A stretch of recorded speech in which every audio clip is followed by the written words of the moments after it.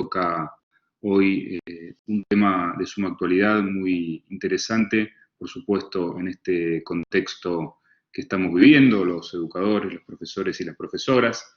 Agradecemos la presencia de asistentes de casi todo el país, hemos visto Mendoza, Tucumán, Córdoba, y también de otros países de América Latina, ¿no? Uruguay, Ecuador, Honduras, así que para nosotros es un enorme placer poder darles la bienvenida y comentarles que vamos a iniciar esta actividad. Luego, obviamente, va a estar disponible también la grabación de esta conferencia. Todos los participantes van a poder comunicarse a través del sistema de mensajería del chat. Y antes de darle la palabra a la coordinadora Sandra Rodríguez de OEI, quiero agradecer de manera personal el apoyo y la asistencia del área de educación a distancia de la Universidad de El Salvador, a su directora Aide Nieto y a su secretaria académica Alejandra Lamberti, a su colaboradora Julieta Brizuela, que nos permiten el andamiaje técnico para poder realizar esta conferencia. Sin más, le doy la palabra entonces a Sandra Rodríguez de la OEI.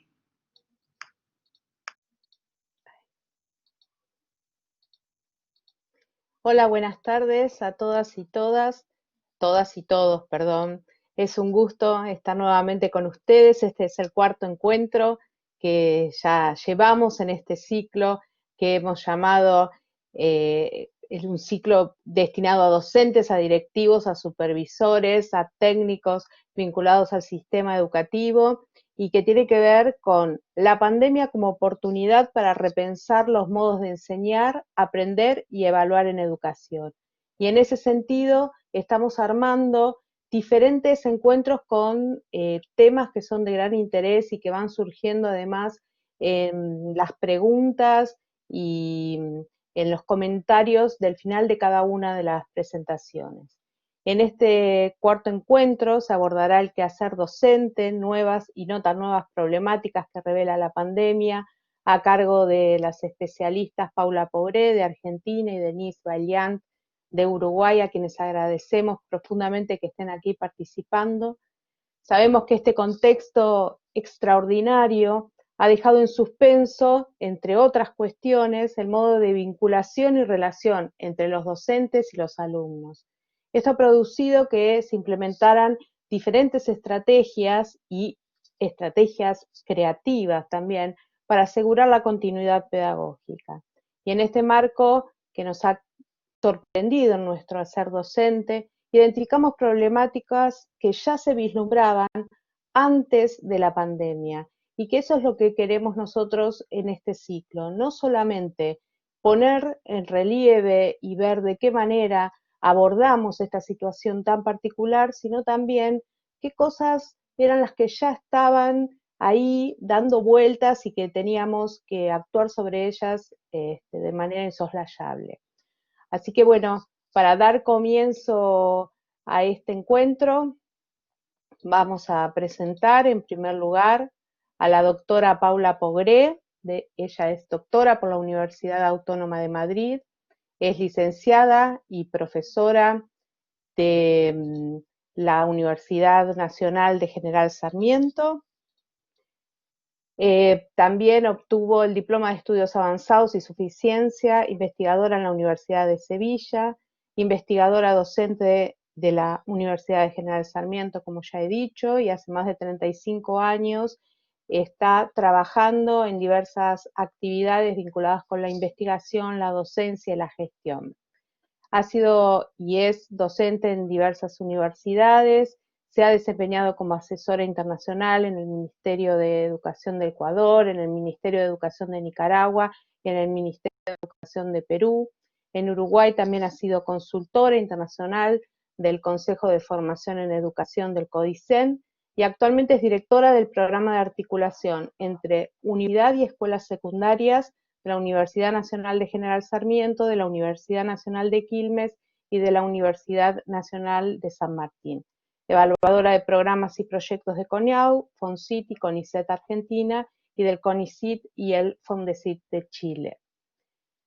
Por su parte, la doctora Denise Valiant es doctora en educación de la Universidad de Quebec, Montreal, Canadá, y tiene una maestría en Planeamiento y Gestión Educativa de la Universidad de Ginebra, Suiza. Ocupó varios cargos de responsabilidad en la Administración de Educación Nacional de Educación Pública en el Uruguay, ANEP. Es profesora invitada en numerosas universidades latinoamericanas y europeas, asesora de varios organismos internacionales y autora de artículos y libros referidos a la temática de profesión docente, reforma e innovación educativa.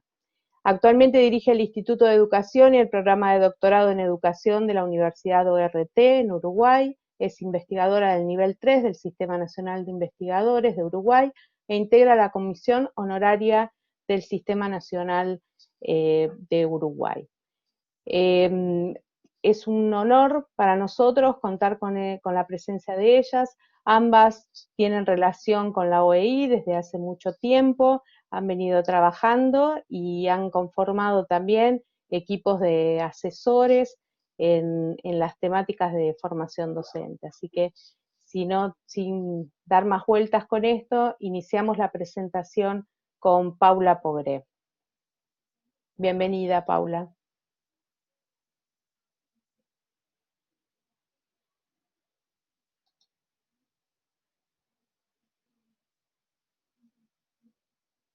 Hola.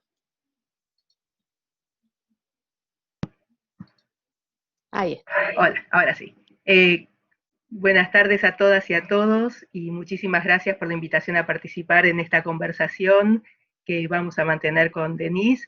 Así que realmente, Sandra y Francisco, agradezco mucho la oportunidad de estar en comunicación.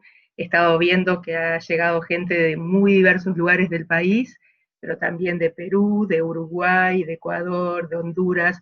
Así que es una alegría poder unirnos en este momento, en este abrazo latinoamericano. En todo caso, si pasamos a la presentación. La invitación ha sido hoy a poder compartir estas nuevas y no tan nuevas problemáticas que nos revela la pandemia.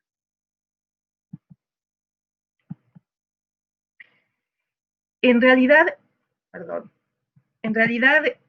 lo que nos ha sucedido, y ya a esta altura, pasados casi 5 meses, fue tener que pasar de la presencialidad sin previo aviso al trabajo remoto. Y voy a referirme especialmente a este pase sin previo aviso, porque seguramente si en el mes de febrero alguien nos hubiera dicho que íbamos a tener un año en el cual en el mundo miles de millones de niños, jóvenes y adultos no iban a poder participar de las actividades presenciales en las instituciones educativas, desde inicial hasta la universidad, hubiéramos pensado seguramente que esto era casi un cuento un cuento de ciencia ficción.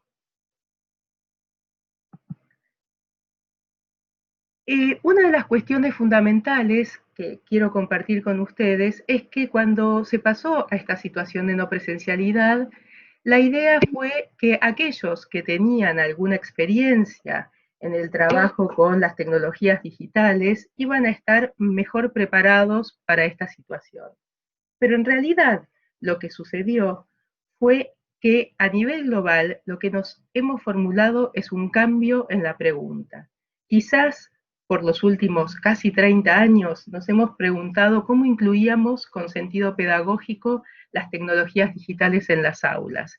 Y hay mucha experiencia, mucho trabajo y mucha investigación de qué significaba poder tomar el potencial de las tecnologías digitales para mejorar las condiciones de aprendizaje, para generar otro tipo de vinculación, para generar otra aproximación al conocimiento. Pero en realidad lo que nos despertó la pandemia es una pregunta absolutamente diferente, que es cómo nos apoyamos en esas tecnologías digitales para que la escuela, en el sentido amplio, para que las instituciones educativas lleguen a los hogares.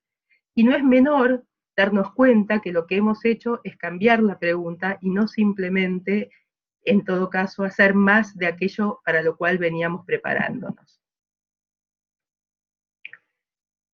Sabemos que en este contexto de pandemia hubo diferentes escenarios, diferentes contextos y ya se ha hablado mucho acerca de cómo esta situación lo que ha mostrado son distancias y brechas, brechas tecnológicas, brechas de uso, brechas de posibilidad, no solo en los estudiantes, no solo en los niños, en las niñas y en los jóvenes, sino también en los docentes y en las familias.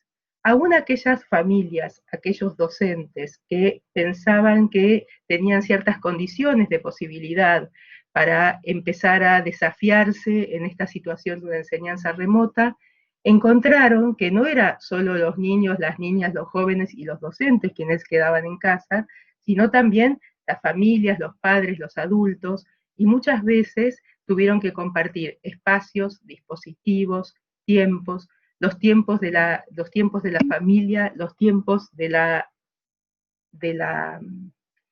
trabajo, los tiempos del descanso se vieron totalmente tergiversados en un inicio de esta situación. Yo querría hacer algunas distinciones que vale la pena poner en juego, porque pensamos, o muchos hablaron de pasar de la presencialidad a la virtualidad casi sin intervalo. Y en realidad yo querría hacer una distinción, que hace también mi colega Mabel Rodríguez, entre lo que conocemos como la educación presencial, a la cual todos estamos más acostumbrados, la enseñanza virtual, la educación virtual, que implica todo un proceso de preparación, que implica la preparación de materiales previos, que implica unas condiciones, implica guiones, implica la didactización de los contenidos, implica una cantidad de preparación que sin duda no es a lo que hemos pasado en la irrupción de la pandemia.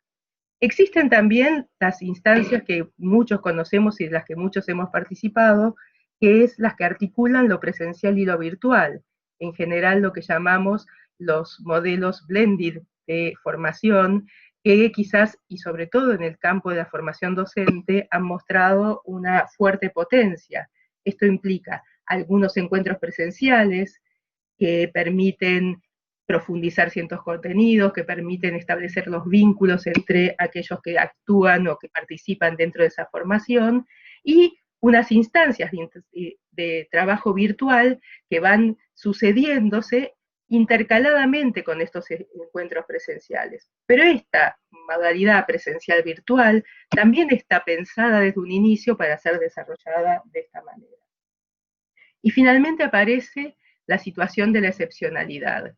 Podríamos decir que pasamos de lo presencial a la situación de la excepcionalidad, donde no solo han sido recursos digitales los que hemos tenido que tomar en cuenta, existen los cuadernillos, existen en muchos de nuestros países programas de los ministerios que articulan radio, televisión, material impreso, con la posibilidad de la conectividad o no, y este es el momento en el cual estamos, o este es el momento en el cual estamos articulando todos estos aspectos.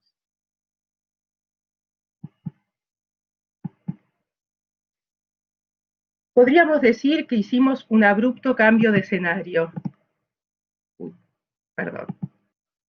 Un abrupto cambio de escenario.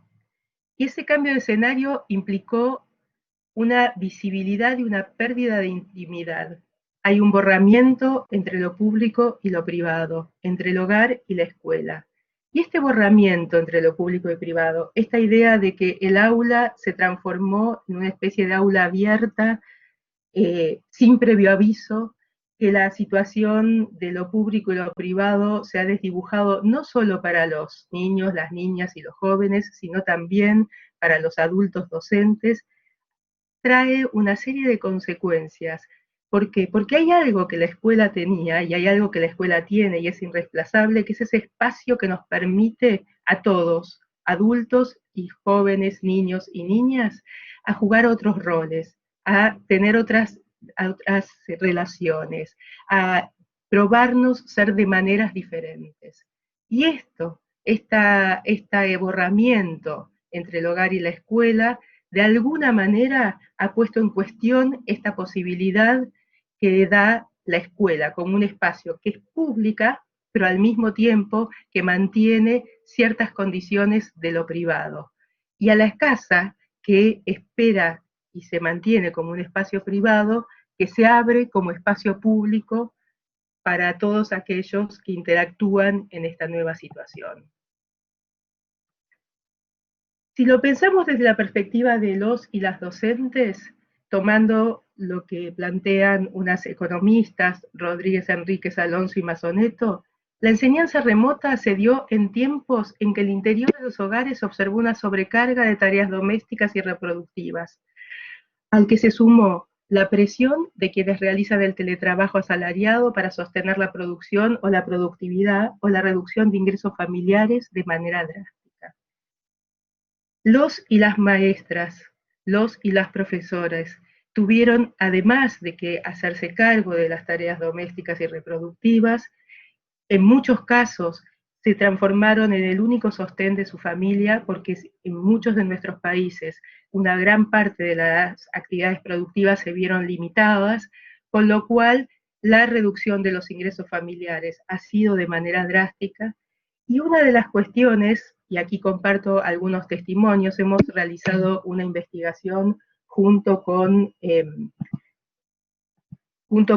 la Universidad del País Vasco, hicimos una encuesta a docentes en estos primeros momentos de la pandemia, y una docente fue muy interesante porque las docentes, fuera de aquellas cosas que preguntábamos en un espacio abierto que tenían para agregar comentarios, agregaron comentarios sumamente significativos como estos. Preguntaron si siento alivio cuando termino el día laboral. Nunca lo sentí hasta ahora, porque nunca termina mi día laboral. Siempre estoy en falta con respecto a las correcciones. Siempre estoy en falta con respecto a las correcciones, con lo cual ese sentimiento de alivio no llega nunca. Otra decía, a pesar de estar todo el día encerrada en casa, tengo menos interacción con mi familia ahora. Mi tiempo de trabajo antes estaba bien definido, ahora es de lunes a lunes, sin fines de semana ni feriados. Seguramente muchas y muchos de nosotros nos sentimos ampliamente identificados con estos dos testimonios que dan cuenta de esta intensificación del trabajo. ¿Cómo estamos viendo y cómo estamos analizando estos tiempos? Otra colega, Cristina Carriego, hizo una asociación, hizo una relación que me parece interesante entre el inicio de la pandemia y una idea del exilio forzado de la habitualidad de la escuela. Y ella reconoce tres momentos. Muchos de los autores que han trabajado sobre este tema han reconocido estos tres momentos. Un primer momento de desconcierto, docentes y estudiantes y familias agobiados, gran heterogeneidad en las situaciones, brechas de acceso, brechas de uso, docentes, no solo en los docentes, sino también en las familias y los alumnos, y una especie de hiperactividad donde parecía que lo que importaba era llenar ese espacio del vacío de la escuela con muchas actividades y con muchas tareas. Un segundo momento que reconoce qué se puede enseñar y qué no, con una necesidad de identificar lo prioritario, de asegurar la continuidad y de situaciones que efectivamente hagan lo que llamamos la triple vinculación, vincular la escuela a los alumnos entre sí y con el conocimiento. Y esto ha dado oportunidad para integrar la afectividad y tratar de combinar algo que en este momento es indispensable, que es el pensar, el sentir y el hacer. También ha sido un momento de entender que el feedback no es simplemente un feedback de una vía de los docentes hacia los estudiantes, sino que fundamentalmente para poder seguir enseñando, este vínculo tiene que ser un feedback de ida y vuelta. Nosotros tenemos que poder dar feedback, retroalimentación a nuestros estudiantes, pero nuestros estudiantes fundamentalmente nos tienen que dar esa retroalimentación para poder seguir enseñando, para poder seguir manteniendo este vínculo con los estudiantes entre sí y con el conocimiento. Y un tercer momento que en países como Uruguay de alguna manera está llegando, que es luego del exilio, el regreso. y que, como sucede en toda situación de exilio y en toda situación de regreso, nos preguntamos cómo podremos recuperar esta experiencia para mirar con nuevos ojos el territorio escolar. Cómo podemos recuperar aquellos aprendizajes que pueden llegar a ser potentes en el regreso, ojalá, a las escuelas. Si miramos lo que pasa en el afuera y en el adentro, digo, si miramos lo que pasa en nuestro continente y lo que pasa en otros países, hay varios escritos, varios papers que se generaron en este tiempo, que hablan de tres fases: una primera fase de disrupción, una de transición y una de reimaginando el aprendizaje. Quienes hablan de estas tres fases, en realidad lo que nos plantean es como si hubiera una secuencia lógica entre estas tres fases. Y en realidad lo que nosotros estamos viendo es que vamos y venimos, que hay un ida y vuelta en esas fases. Esa fase de disrupción trajo incomodidad, aprendizaje y crecimiento. Fue un navegar entre estas tres cuestiones, pero de alguna manera no es que cada fase se termina y pasamos a la siguiente, sino que permanentemente estamos como en un río tormentoso, yendo de una fase a la otra.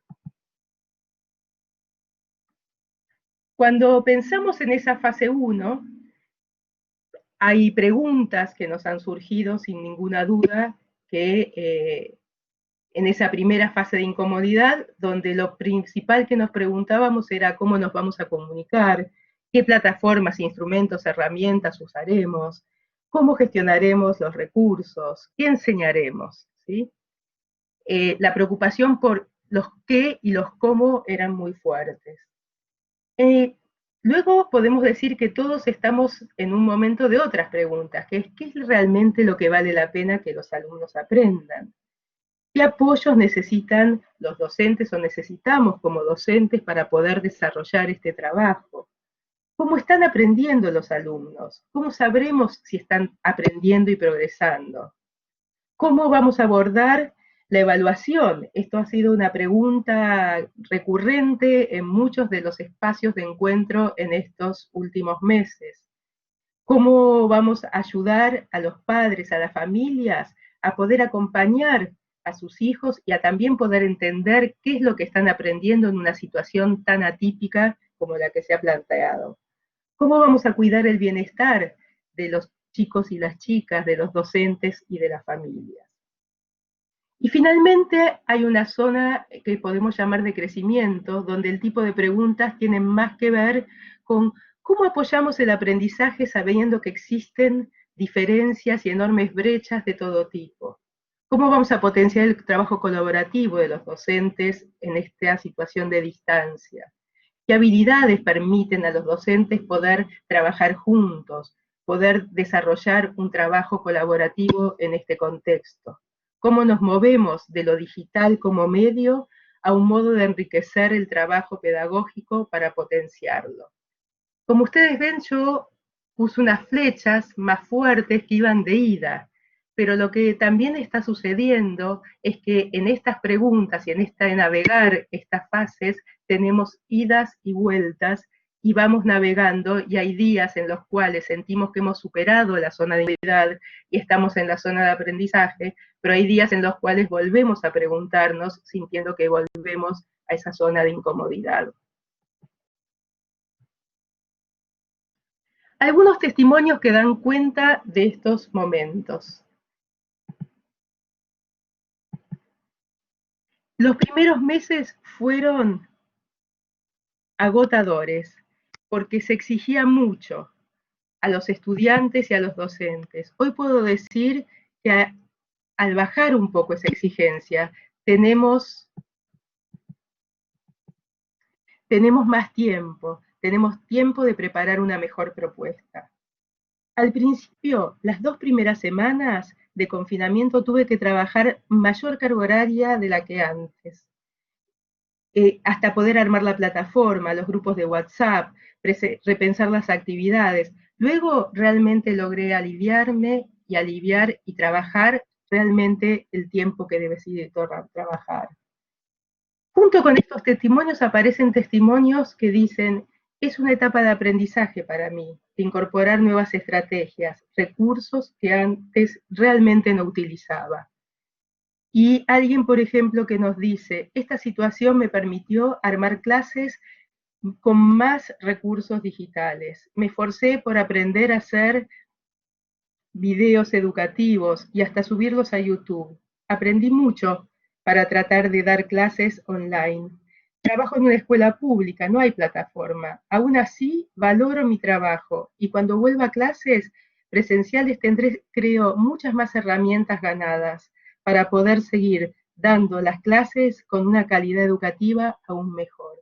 Todos estos han sido testimonios que dejaron los docentes en una encuesta que en realidad preguntaba por cómo se sentían en estos momentos del confinamiento y que hicimos tanto en el País Vasco como en la Argentina. Estos resultados que comparto son resultados de la Argentina. ¿Qué es lo que se visibiliza? ¿Qué es lo que se pone bajo lupa de aumento de alguna manera con esta situación de pandemia? Sandra comentaba al iniciar que muchas de estas cuestiones no son nuevas, sino que de alguna manera se han magnificado y se han puesto en lupa de aumento en este momento del aislamiento social preventivo y obligatorio. El primero es que no queda duda que la docencia es una tarea de un colectivo. En realidad, si seguimos pensando en cada docente como un ser aislado, en realidad perdemos lo más importante de la docencia y esto tiene fuertes implicancias para quienes trabajamos en los procesos de formación docente. Poder pensar que no estamos formando un docente, sino estamos formando un colectivo que tiene que aprender también durante su formación a trabajar de manera colaborativa y conjunta. La segunda, que fue innegable, es la importancia del recorrido previo. Cuando uno mira las diferencias entre grupos, entre instituciones, entre equipos, lo que aparece clarísimamente es que ese recorrido previo posicionó a las instituciones, que ese trabajo compartido previo posicionó a las instituciones con la posibilidad de preguntarse y de poder responder juntos qué era lo que realmente explícitamente se quería preservar del tipo de tarea y qué se debería modificar para garantizar la continuidad pedagógica. La otra, que es casi una cuestión que teóricamente todos compartimos, pero que quedó absolutamente claro, es que aún en la presencialidad, estar en el mismo lugar y al mismo tiempo no garantiza iguales aprendizajes. Y esta afirmación nos ha hecho pensar y nos ha permitido, después de sacralizar la idea de los encuentros sincrónicos, preguntarnos qué es lo que realmente vale la pena hacer si es que tenemos alguna posibilidad de un encuentro sincrónico con los estudiantes. ¿Por qué? Porque nos dimos cuenta que no cualquier tarea promueve el aprendizaje. En ese primer momento que también han descrito distintos colegas, la idea de que había que enviar tarea, de que una especie de activismo como para llenar ese vacío de la ausencia de la escuela, nos mostró que en realidad claramente no era cualquier tarea la que era importante promover y que esto es uno de los aprendizajes que ojalá nos llevemos en el regreso a la presencialidad. Otra cuestión, y no quiero extenderme en el tiempo, es que por mucho tiempo o en los primeros momentos la pregunta era qué es lo que debemos sostener. Debemos sostener lo vincular, la vinculación con las instituciones, no perder el vínculo, el nexo de los estudiantes con las instituciones educativas, o debemos avanzar en lo curricular, debemos avanzar en ese plan de trabajo, de aprendizaje que nos habíamos propuesto. Lo que queda clarísimo es que lo vincular y lo curricular no están disociados, que no hay posibilidades de sostener lo vincular sin un que nos importa que realmente los estudiantes aprendan, y entonces el desarrollo de lo curricular, pero al mismo tiempo no podemos desarrollar eso curricular si no sostenemos y cuidamos el vínculo con los estudiantes, ese vínculo que al principio decía, tenemos que preservar que sea de doble vía. Y finalmente, una de las cuestiones interesantes que aparecieron como, sobre todo en el discurso de los padres, las madres y de la comunidad entera, es reconocer finalmente que la enseñanza es una actividad especializada, que no era tan sencillo transformarse en maestras y maestros nuestros hijos, que no era tan sencillo, más allá de que pudiera ser alguien con una expertise en un campo disciplinar, transformarme en apoyo para el aprendizaje de mis hijos o de mis hijas, aún en ese campo en el cual tengo una expertise. Finalmente, una de las preguntas que en mi caso me ha acompañado a lo largo de todo este proceso complejo es cómo hacemos para acompañarnos y acompañar a otros en ese trabajo complejo. Y está claro que una de las claves es entender la docencia como un colectivo, es entender el trabajo colaborativo, ya no solo entre los docentes, sino entre los docentes y los estudiantes, entre los docentes, los estudiantes y las familias. Y aquí aparece con un peso importantísimo el lugar de lo institucional como facilitador o operador de este aprendizaje colectivo.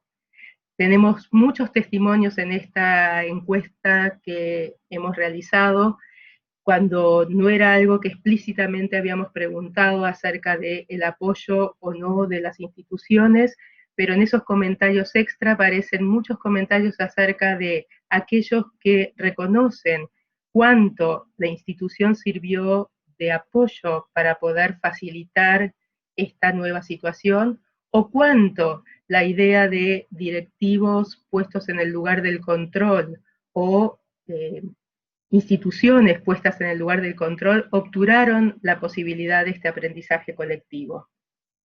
En ese sentido, podemos decir que uno de los mayores desafíos es poder construir entre todos una cultura y una pedagogía del cuidado.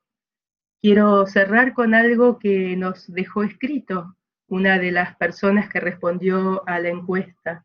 Nos dijo: gracias por preocuparse por nuestras emociones y sensaciones. Hasta el momento, las preguntas siempre han sido relacionadas a lo académico y no a nuestro ser. Hasta el momento las preguntas eran qué estábamos haciendo, cómo lo estábamos haciendo, qué plataforma estábamos usando. Nuestros alumnos también están angustiados y nosotros también. Elegimos una profesión social de contacto con el otro y en este periodo esto, que es lo más básico de nuestro trabajo, está puesto en cuestión. Saludos a la distancia. Dejo mi email por cualquier inquietud o por cualquier información. Esto nos muestra cuán importante es en este contexto seguramente encontrar respuestas, pero saber que somos parte de una comunidad y construir esa cultura y esa pedagogía del cuidado. Muchísimas gracias. Muchas gracias, Paula.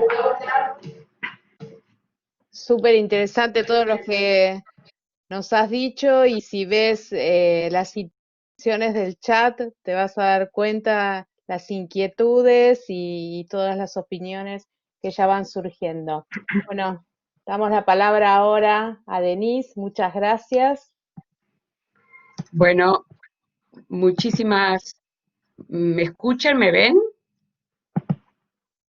Sí, perfecto. Bueno, muy bien.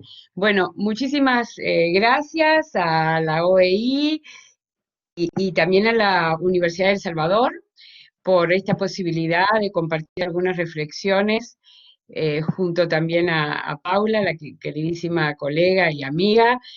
Muchas de las reflexiones que Paula acaba de compartir han sido también las mías y la de los equipos en los que he estado participando. Y por eso voy ahora a compartir algunas de esas ideas y reflexiones que surgen básicamente de las investigaciones en las que he participado, tanto en Uruguay, con colegas de la Universidad Ort, como con colegas de la Universidad de Sevilla, de universidades chilenas y de universidades de otros países. Ahora les voy a contar un poco de qué se trata, sobre todo una investigación que hemos estado haciendo en los últimos meses, luego de la situación tan excepcional que a todos nos ha tocado vivir. Bueno, el tema que hoy nos convoca es hacer docentes nuevas y no tan nuevas problemáticas que revela la pandemia. Como lo decía Sandra al principio y Paula nos lo recordaba, nos confronta a una situación que no es tan nueva, digamos. Hay problemas que vienen del siglo XX, otros nuevos del siglo XXI, y tensiones que han aflorado por esta situación de pandemia que ha interpelado a nuestros sistemas educativos y a nuestro quehacer docente. En primer lugar, y voy a ser muy breve, porque de esta situación todos estamos escuchando hablar en la prensa, en nuestros lugares de trabajo, en las familias, hasta el hartazgo, que es la situación de pandemia, de contexto de emergencia que todos nuestros países latinoamericanos están transitando.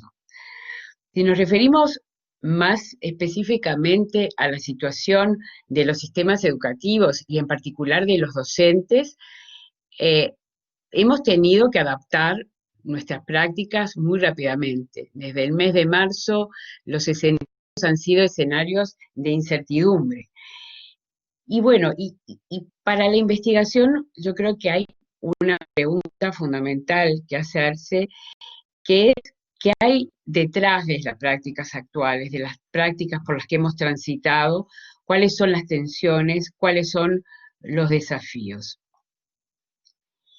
Y aquí yo creo que esta situación, este escenario de excepcionalidad que estamos viviendo, nos ha hecho perder muchas cosas y nos ha hecho ganar otras. Hemos perdido la falta de escuela, la falta de centro educativo, la falta de contacto, los afectos, las miradas, los pasillos. Hemos tenido también que afrontar situaciones crecientes de desigualdad, porque si algo nos ha mostrado, ha evidenciado la pandemia, es que muchos niños no contaban con los apoyos en sus familias, en sus entornos, como para poder asistir a una escuela virtual. Y que por lo tanto los datos preliminares que tenemos de muchos países latinoamericanos nos muestran que hay muchos niños y muchos jóvenes que en estos meses han abandonado los centros educativos. Han abandonado, ni siquiera han entrado muchas veces a la oferta virtual que hacían las escuelas, los centros de educación media. Por lo tanto, se han agudizado las desigualdades. Ahora, también hemos ganado porque hemos tenido la oportunidad de conectarnos mediante las tecnologías, a nivel de los centros universitarios, los centros de formación docente, se han generado muchas redes. Los datos preliminares que tenemos del número de redes colaborativas que se han generado en estos últimos meses muestran justamente que ha habido una oportunidad de desarrollo profesional para muchos docentes, porque ante la urgencia, ante la necesidad, se han conectado con otros colegas para ver cómo podían afrontar estas situaciones de crisis. Por lo tanto, ha habido oportunidades. También hemos aprendido a valorizar la escuela. Es decir, yo creo que si algo nos ha enseñado esta situación de excepcionalidad que vivimos, es el papel fundamental de la escuela. Ahora, yo creo que desde el punto de vista de la investigación, hay tres preguntas que tenemos que hacernos frente a estos escenarios de virtualidad, de presencialidad, escenarios híbridos. Por un lado, preguntarnos cuáles son las prácticas que sí o sí exigen presencialidad. Es decir, sabemos que hay prácticas pedagógicas que sí o sí necesitan la presencialidad. Sabemos que hay aprendizajes que exigen del trabajo, de la colaboración entre pares, y que por lo tanto la presencialidad es fundamental. Otra pregunta, a mi entender, a realizarse es, ¿qué actividades se pueden hacer de manera autónoma? Y yo creo que uno de los aprendizajes que hemos, digamos, que hemos podido tener, incorporar en estos últimos meses, tiene que ver con que hay una serie de actividades que hemos podido desarrollar de manera autónoma y que quizás habría que seguir profundizando en un futuro. En síntesis, ¿qué importa hoy desarrollar en la presencialidad? Porque en la virtualidad se desdibuja. Yo creo que esta es una pregunta fundamental que queda para hacernos y que seguramente nos va a hacer repensar de manera muy distinta la educación y más específicamente en lo que nos involucra hoy, la formación inicial del docente y el desarrollo profesional docente. Ahora bien, me gustaría en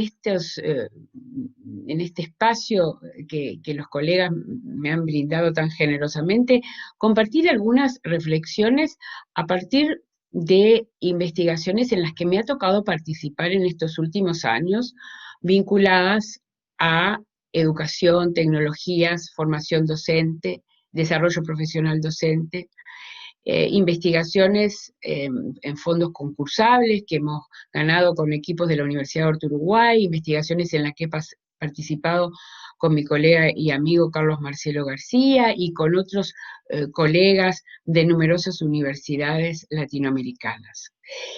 Esa evidencia empírica que he podido compilar me indica que la infraestructura tecnológica en los centros educativos, y voy a decir una obviedad, pero es una obviedad que la tenemos documentada, esos avances en materia de acceso no aseguran el uso efectivo de la tecnología. Es decir, que hay países que tienen una dotación muy importante de infraestructura tecnológica y que por lo tanto no tienen un uso efectivo. Miren, hay una investigación muy reciente que después, si quieren, con gusto, aquellos que les interese la puedo compartir, que se hizo en un país súper tecnologizado como es Corea, que muestra que en un cierto número de centros educativos con una acumulación muy importante de tecnología, había serios problemas en cuanto al uso efectivo de esa tecnología. ¿Qué nos dice también la evidencia empírica? Que ese uso de la tecnología está vinculado con la incorporación pedagógica, al uso pedagógico que hace el docente de la tecnología. Es decir, no es el recurso, es el uso pedagógico que ese docente hace en su práctica de la tecnología. Y por eso, entre otros, tenemos que pensar y repensar las percepciones y las prácticas de los docentes. En este sentido, hay un cierto número hoy de investigaciones que se han hecho en América Latina que muestran la importancia de la percepción que tiene el docente acerca de la tecnología. Hace 2 o 3 años atrás, una investigación doctoral que se hizo en el marco del programa que dirijo, mostraba justamente esto, cómo el docente transita diferentes etapas en su vida profesional, desde la inserción a la docencia hasta la etapa de cercana al retiro y a la jubilación. Y cómo en esas distintas etapas en la vida de un docente, las percepciones que ese docente tenía respecto a las tecnologías signaban sus prácticas pedagógicas. Por eso yo creo que esta es una temática en la cual todavía tenemos mucho que analizar y que estudiar para poder repensar la formación inicial docente y el desarrollo profesional docente. ¿Qué nos dice la evidencia empírica? Que los docentes emplean las tecnologías en sus prácticas pedagógicas con lo que podríamos llamar una frecuencia moderada a baja. Y cuando lo hacen, fíjense ustedes, y acá voy a darles los datos de un estudio que hicimos hace unos años atrás, el estudio se llamaba Ceibal-Mat, es un estudio que hicimos a partir, ustedes saben que en Uruguay existe el plan Ceibal, que es un plan que ha dotado de computadoras a estudiantes de educación primaria, media y también a docentes, y que, lo que observamos en esta investigación es que los docentes, cuando usaban las tecnologías, las usaban en un altísimo porcentaje para apoyo a la exposición oral, para la presentación de contenidos y para realizar demostraciones. Es decir, y esto lo voy a profundizar después, que el uso que se le daba fundamentalmente, y hablo de 4 o 5 años atrás, pero esto no varía mucho en las investigaciones más recientes que tenemos, que el uso fundamental es como apoyo a la exposición oral, es decir, lo que yo estoy haciendo en estos momentos.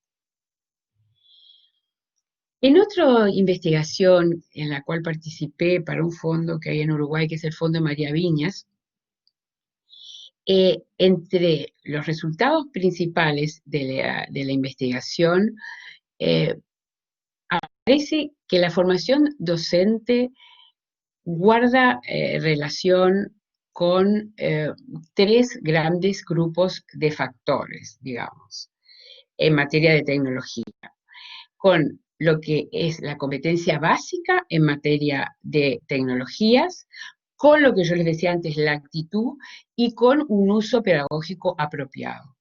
Estos, y no me tengo tiempo ahora para extenderme demasiado, pero en torno a estas 3 grandes categorías, investigamos cuáles eran hoy las propuestas, tanto curriculares como también las posibilidades de centros de práctica, etcétera, y cómo estos factores intervenían a nivel de la formación docente. ¿Qué descubrimos también en esa investigación? Que la familiaridad con las tecnologías obviamente es un requisito básico para la integración en el aula, pero que el éxito, y lo reitero, depende de manera muy importante de las actitudes. Pero aún siendo competentes y aún con una actitud positiva, muchos docentes no integran las tecnologías a sus actividades pedagógicas. Entonces ahí cabe preguntarnos qué pasa, es decir, qué nos dice la investigación. Algunas explicaciones posibles tienen que ver con que muchas veces faltan los estímulos, la dificultad de salir del molde, la dificultad de pensar fuera de la caja, la dificultad de innovar, que hay una cultura dominante en la profesión que hace que muchas veces se reproduzcan las prácticas tradicionales y no se incorporen innovaciones, por ejemplo, innovaciones en el campo de las tecnologías, y por otra parte que hay escasos apoyos institucionales, es decir, hace falta encuadres institucionales adecuados que den soporte a la formación de ese futuro docente. Acá voy a ir más rápido para no excederme en el tiempo. ¿Qué elementos debemos considerar a la hora de pensar la temática del hacer docente y la incorporación de las tecnologías? En primer lugar, en los estudiantes que hoy tenemos en las universidades y en los institutos de formación docente. Saben que en América Latina tenemos distintos anclajes institucionales, ¿verdad? La formación docente ocurre en universidades, ocurre en institutos de formación docente. Bueno, esos estudiantes que hoy están ingresando a estudios de pedagogía son nativos digitales, y tenemos que tener en cuenta cuál es ese perfil del estudiante que hoy está ingresando, de manera de poder atender y de manera de poder escuchar la voz de esos estudiantes en materia de tecnologías. Sabemos que lo que hace un futuro docente no es tanto lo que le dicen los libros de pedagogía, sino, y básicamente, lo que él vivió como estudiante, en este caso como nativo digital, y también los modelos que tiene frente, el tema de los formadores, que ahora lo voy a abordar muy rápidamente. El currículum de formación a nivel de las universidades y los institutos de formación docente es algo que tenemos que también repensar en materia de incorporación de las tecnologías. En muchos de nuestros países todavía existen asignaturas específicas, pero sin embargo la evidencia nos muestra que quizás es la transversalidad el camino para la incorporación de las tecnologías y sobre todo para la incorporación pedagógica de las tecnologías en los diferentes campos disciplinares. Otro tema fundamental a analizar es el de los formadores de docentes. El desarrollo de las capacidades tecnológicas de los docentes es fundamental. Yo les decía, lo que hace un futuro docente es replicar el modelo que tiene enfrente, y por eso la figura del formador, tanto en una universidad como en un instituto de formación docente, es clave.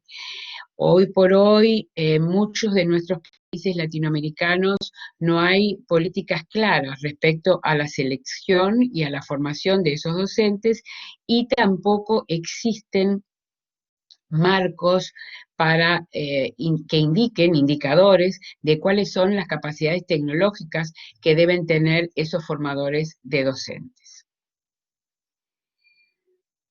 El desempeño en el aula, entonces, exige un conocimiento tecnológico. Pero yo les decía, esta es una condición que es necesaria, pero no suficiente. ¿Qué nos dice la investigación? Acá muy rápidamente voy a compartir con ustedes el avance de un estudio en curso que estamos realizando con un equipo de investigación de la Universidad Horto Uruguay, y también con equipos de investigación de universidades de Brasil, Colombia, Chile, China, Chipre, Dinamarca, España, México, Nigeria, Reino Unido y Sudáfrica. Somos un conjunto de universidades que en el mes de marzo ya teníamos contacto por otros proyectos, pero ahí nos propusimos analizar los cambios educativos derivados de la pandemia provocada por el COVID-19. Y básicamente nos enfocamos al tema de los docentes.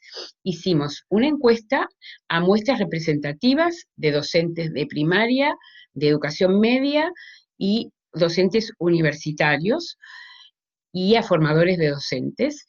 Una encuesta de una duración aproximada a 15 minutos, con respuestas cerradas y otras 2 o 3 abiertas, y también hicimos una serie de entrevistas. Lo que les voy a compartir ahora muy rápidamente son algunos resultados preliminares. Una de las preguntas que les decíamos, que hacíamos, era, frente a esta afirmación,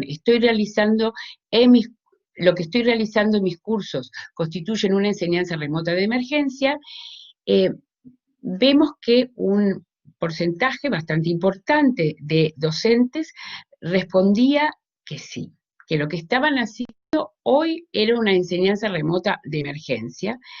Los universitarios en una proporción bastante mayor que, por ejemplo, los formadores de futuros docentes.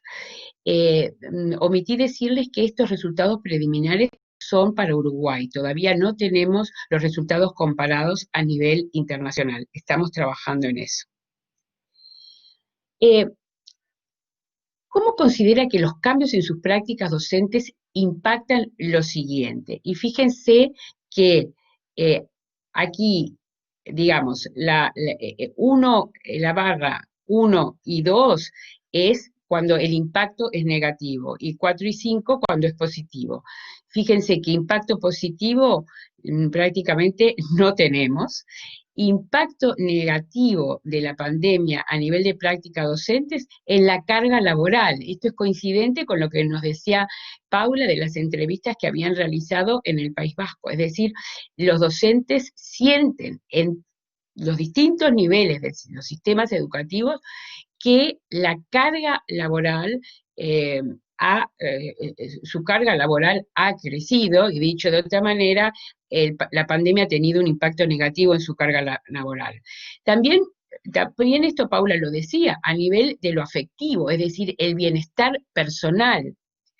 Y otro de los factores que aparece tiene que ver con las evaluaciones, es decir, sienten que a nivel de las prácticas evaluativas de sus respectivos centros, el impacto en su tarea, en su hacer docente, fue negativo.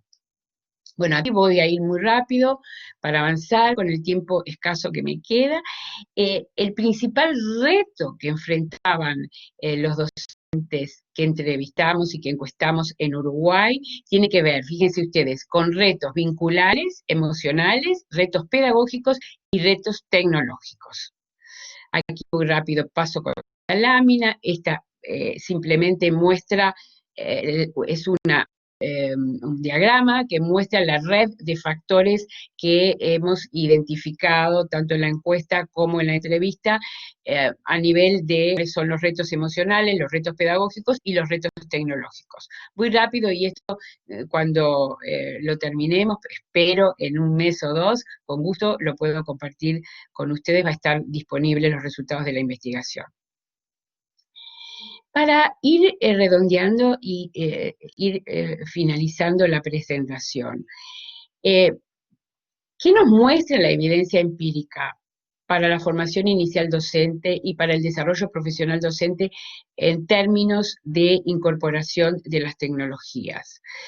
En primer lugar, que la tecnología per se no cambia al sistema educativo, ni las prácticas pedagógicas, ni los aprendizajes. Que lo que hace la diferencia es el uso pedagógico que se puede hacer de la tecnología digital. Y para eso hay que pensar en entornos favorecedores de aprendizajes. Esta categoría de entorno favorecedor de aprendizaje, yo creo que es una categoría que nos ayuda a repensar, sin duda, la formación inicial y el desarrollo profesional docente con tecnologías. Voy rápido, yo lo decía, hay componentes que son claves, sin duda, la infraestructura, pero también lo que tiene que ver con la formación docente, con los contenidos digitales, con el currículum, con la evaluación, con las orientaciones. ¿Cómo podemos pensar en una integración exitosa de las tecnologías en formación docente? Y siempre cuando me refiero a integración exitosa me refiero a una incorporación pedagógica de las tecnologías en formación docente. Obviamente yo creo que toda incorporación de la tecnología tiene que tener sostenibilidad en el tiempo, y bueno, y hay un tema también de escala. En América Latina tenemos muchísimas experiencias exitosas en materia de incorporación de tecnologías en formación docente. El problema es cómo hacer de esas experiencias, que muchas veces son aisladas, una realidad para todo el sistema educativo. Tiene que haber un soporte técnico, pedagógico, transferabilidad, escalabilidad, difusión, Y termino diciendo que no podemos considerar la incorporación de las tecnologías al hacer docente, a la práctica docente de manera aislada, sino que lo tenemos que considerar como uno de los componentes más de las políticas docentes, es decir, en el marco de lo que son las condiciones laborales del docente, la formación inicial y el desarrollo profesional del docente, y obviamente lo que tiene que ver con la retroalimentación de la tarea de enseñar. Muchísimas gracias a todos por haberme permitido estas reflexiones y les dejo acá mi correo electrónico por si quieren saber más sobre estas investigaciones. Muchas gracias.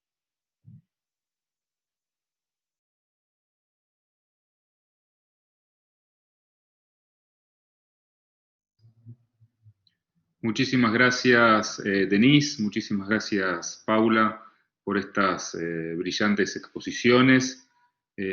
Bueno, se ve también en la posibilidad de los colegas que están haciendo, a lo largo de la charla han estado haciendo varios comentarios respecto de lo que ustedes iban mencionando, así que si les parece, nosotros vamos a abrir un espacio para hacer algunas preguntas que los participantes, los asistentes y las asistentes a este webinar puedan hacer preguntas a través del chat y yo se las voy, junto con Sandra, se las voy redireccionando a ambas para que puedan consultar. Y yo uno de los temas que vi y que aparece constantemente en este ciclo de charlas tiene que ver con la preocupación por la evaluación, ¿no? Recién una colega de la Universidad de la República que planteaba una situación en donde se habían suprimido los exámenes parciales. Bueno, ¿qué rol juega la evaluación y cómo transformar la práctica de la evaluación en este contexto?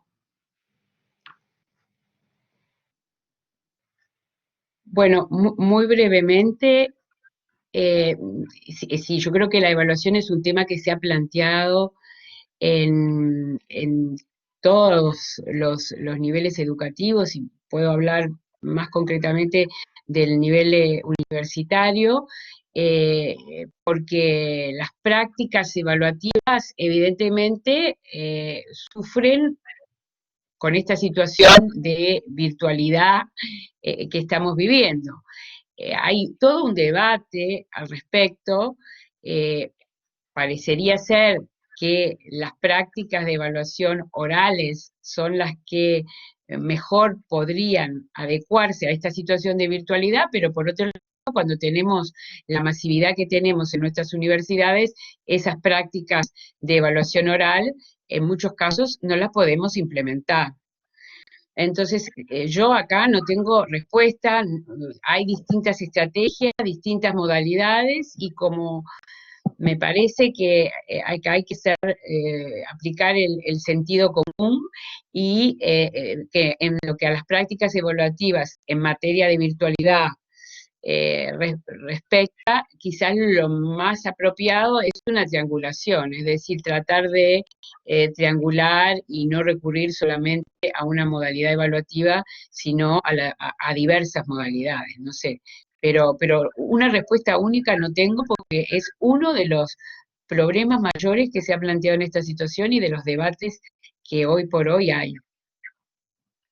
Yo en realidad querría Paula, agradecer. ¿quieres agregar algo? ¿Se escucha?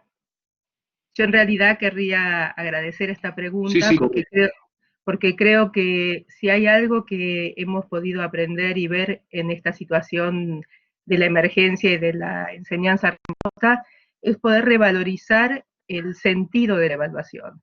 El sentido de la evaluación, diferenciar el proceso de evaluación, que es imprescindible para poder seguir enseñando, que requiere este feedback de ida y vuelta que comentaba en mi presentación, que requiere, que revaloriza funciones de la evaluación de acompañamiento, de lo que significa la evaluación para el aprendizaje, lo que significa la necesidad de establecer criterios claros de qué es lo que esperamos que los estudiantes aprendan y comprendan, y cómo acompañar ese proceso, de lo que es la traducción a una escala convencional, sea numérica o cualitativa, es un requerimiento para la acreditación en sistemas que tienen requisitos de acreditación para la promoción.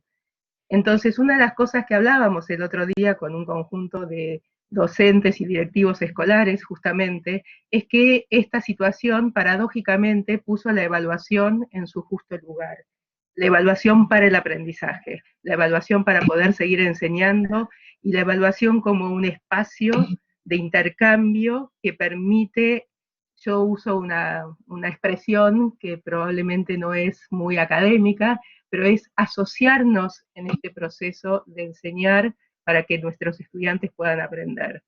Cuando tomamos la evaluación de esa manera, en realidad revalorizamos y finalmente ponemos adelante lo que importa de la evaluación, que es la evaluación como un proceso que es indisoluble, indispensable para poder seguir enseñando, para poder aprender y para ir generando la posibilidad de autonomía de nuestros estudiantes en la medida que saben qué es lo que se espera que puedan comprender y cuáles son algunas evidencias que combinamos, que sabemos que son evidencias de ese proceso de aprendizaje.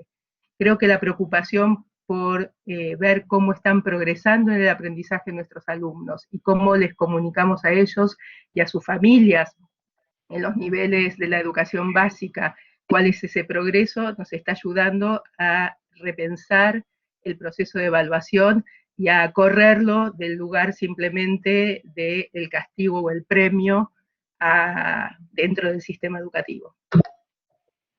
A propósito de ello, otras preguntas, bueno, como les decía antes, la cuestión de la evaluación es algo que nos preocupa a todos y a todas en esta circunstancia, ¿no? Por dos cuestiones me parece que aparecen. En primer lugar, cómo evaluar en situación de desigualdad. Sabemos que no todos acceden al mismo tipo de conectividad o cuentan con el mismo tipo de recurso. Y también esa tensión que hay entre la evaluación formativa y la acreditación, ¿no? Por ejemplo, cuando yo veía esta pregunta recordaba que en el ámbito de la Argentina y también la Ciudad Autónoma de Buenos Aires nos han pedido a los docentes de secundaria hacer una ponderación que no se traduzca en una calificación numérica. Bueno, ¿cómo trabajar con esas tensiones que modifican los procesos a los que los padres, los y las alumnas y también los profesores estamos acostumbrados?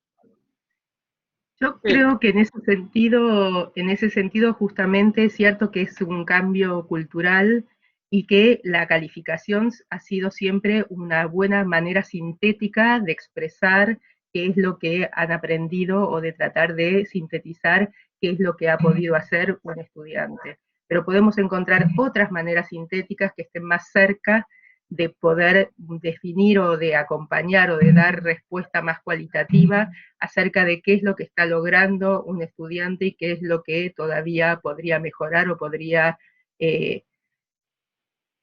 trabajar más o más profundamente. Y en ese sentido, poder hacer un proceso de, primero, poder describir qué ha podido hacer el estudiante, poder valorar cuáles han sido sus avances y sus logros, poder hacer sugerencias sobre cómo puede mejorarlo, pero además darle el espacio al estudiante de que pueda dar cuenta de cómo pensó lo que pensó, qué hizo para hacer eso que está proponiendo, cómo elaboró su trabajo.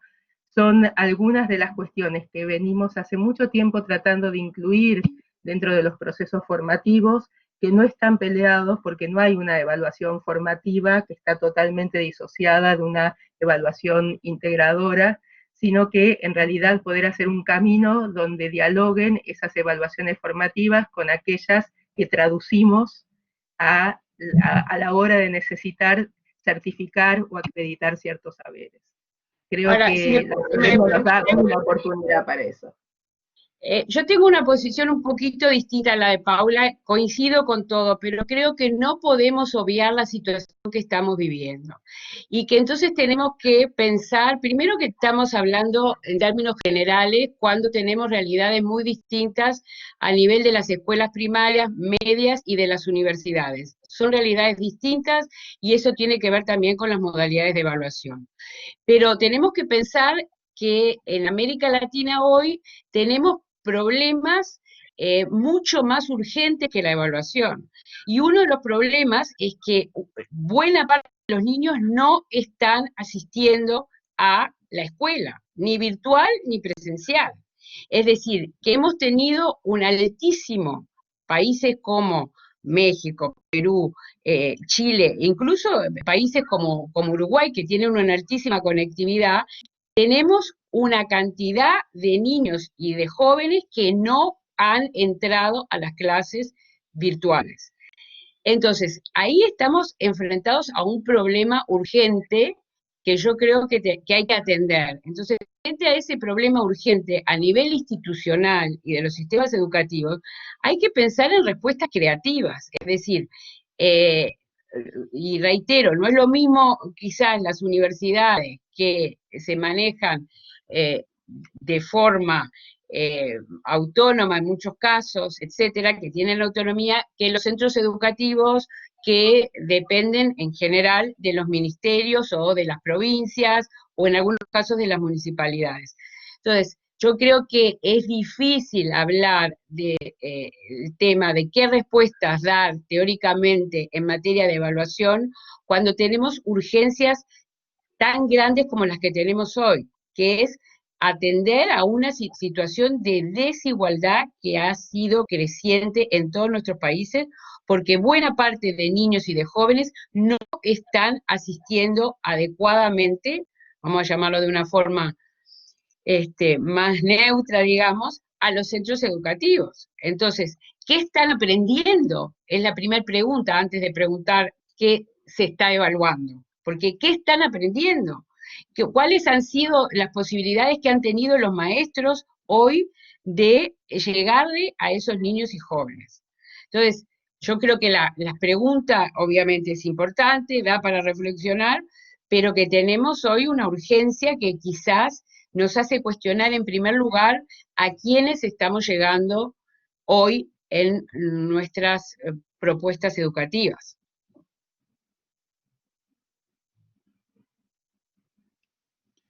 Bueno, muy bien. Queremos agradecerles muchísimo a Paula, a Denise, por sus exposiciones tan claras, por compartir sus saberes y sobre todo este trabajo día a día sobre cómo afecta la situación del confinamiento en los procesos de enseñanza y también en los procesos de aprendizaje. En nombre de la Universidad de El Salvador, de la OEI, agradecerles este espacio. Muchísimo este espacio de reflexión y de pensamiento también con colegas que están presentes en toda Argentina y también en toda América Latina. Aquí en el chat verán que Sandra está compartiendo los próximos webinares que vamos a compartir de aquí en 15 días, que serán como siempre cada 15 días a las 17, ya recibirán la ficha de inscripción. Queremos agradecerles mucho y, bueno, felicitarlas por estas brillantes exposiciones.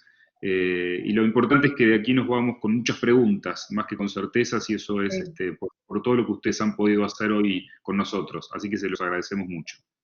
Bueno, muchas gracias a ustedes, gracias a Paula, gracias a Sandra, gracias a la Universidad de El Salvador, a todo el equipo, gracias a todos los colegas que han estado presentes, y bueno, y ojalá que podamos seguir dialogando y sobre todo tratando de que los niños y los jóvenes que hoy tenemos en los centros educativos puedan estar incluidos de manera más adecuada de lo que están hoy.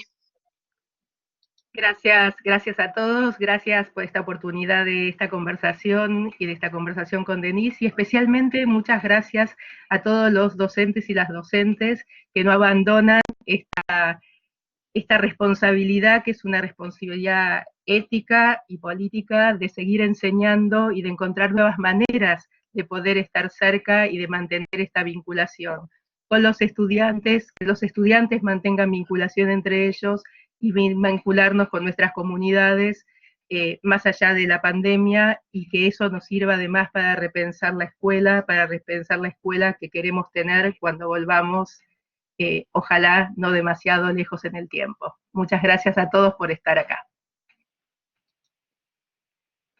Gracias Paula y Denise, gracias Francisco, y bueno, gracias a todas y todos que estuvieron aquí presentes y contarles que todas las preguntas e inquietudes que han aparecido en el chat, nosotros las tenemos en cuenta para organizar los próximos encuentros. Así que muchas gracias y adiós, hasta luego.